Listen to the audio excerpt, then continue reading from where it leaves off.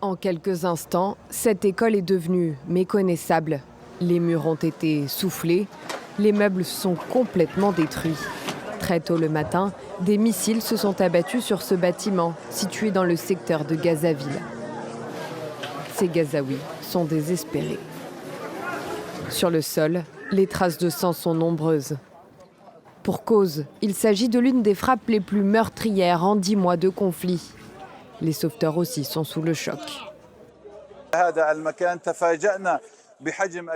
Lorsque nous sommes arrivés ici, nous avons été surpris par l'ampleur de ce massacre et de ce génocide. Nous avons vu des corps empilés les uns sur les autres, des restes humains déchiquetés en morceaux. Selon les Nations Unies, plus de 4 écoles sur 5 ont été partiellement ou totalement détruites depuis le 10 octobre. Comme c'est souvent le cas, cette école accueillait un grand nombre de personnes déplacées qui n'ont malheureusement pas d'abri. Alors qu'elles priaient en groupe ici, l'occupation israélienne les a visées directement. Cette école héberge près de 4000 personnes. Que peuvent faire ces pauvres? Où iront-ils? C'était leur abri. Où peuvent-ils aller maintenant?